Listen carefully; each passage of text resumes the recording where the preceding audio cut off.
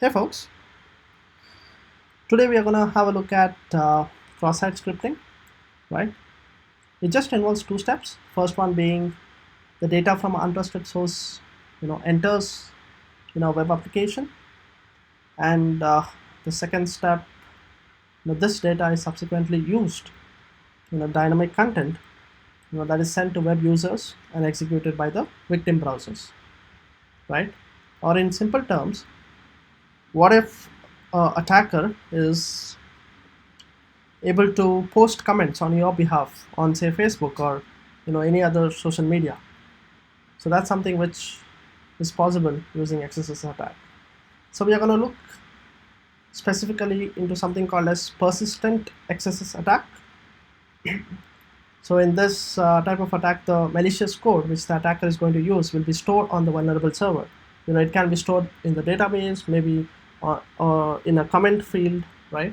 And the victim is going to run into this malicious code when he uses or when he refreshes the browser, and he's going to be attacked, right? And the malicious code is going to run on the victim's machine. So a very simple setup down here. On the left hand side we have a user called Alice. On the right hand side we have a user called Mallet. So the Mallet is our attacker and Alice is the victim, right? And at the end of the session, what we are going to accomplish is we will have Mallet post comments, okay, on behalf of Alice without her knowledge, right? We have a very similar we have a very simple message board over here. It kind of replicates, let's say, the comments in a Facebook or similar social media network, right? So let's jump into it. Mallet, who is your attacker, is on the right and the victim is on the left. So as a attacker, Mallet also has an account on this particular message board, so he's going to log in. Yes, he is logged in. Ideally, Mallet is supposed to drop in a sincere message, right? Because this is just like your Facebook or any other social media where you drop comments or messages. So ideally you're supposed to drop a message, but because Mallet is attacker, he's going to drop a malicious code, right? So the malicious code is basically some JavaScript which is going to look like this. So it's going to be a malicious script, a JavaScript code which basically tells the browser to send the session cookie to the attacking machine whenever the victim drops by this particular web page, right? So we are going to submit this. Great. Now what we do next, let's start a netcat session on the attacking machine, right? That way we will be able to capture the cookie. So let's do that. Yeah, we have done that. Great. Now let's jump onto the victim machine, which is basically Alice. Alice wants to see if she has any new messages for her on the message board, so she's going to log in using her credentials, right? So let's do that. Yep, so she logs in. So as soon as she logged in, what happened, right? We had something come up down here.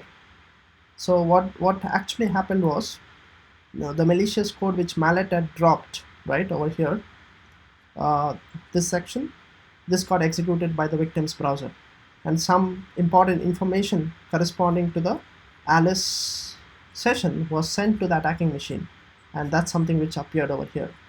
So what we are very interested here is the session ID, right? Session ID is something which uniquely identifies the session which Alice has with the web server. So the malicious code which Mallet had dropped basically sent the session ID to the attacking machine, and now because Mallet has a session ID, he can cause a great havoc. So let's see how he's going to do that. So let's remember that the session ID is equal to 9, right?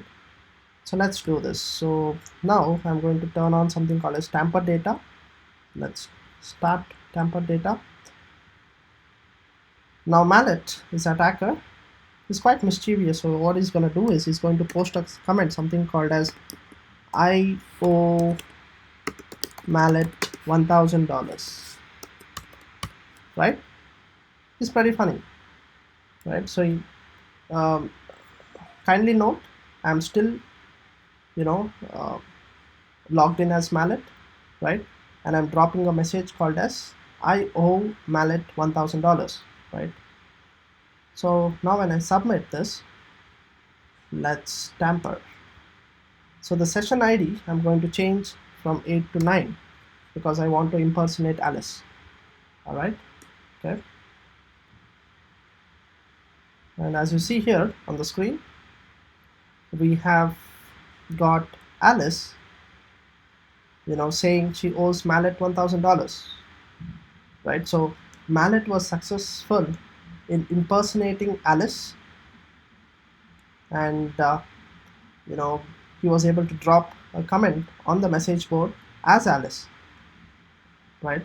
So for a third party, or when anyone looks at this message board, it appears as if Alice has posted this, and she is telling that she owes Mallet $1,000. So that was something which I actually wanted to show you guys, right? So we have Mallet was able to successfully impersonate Alice and drop a comment as Alice. Yeah, thanks for watching.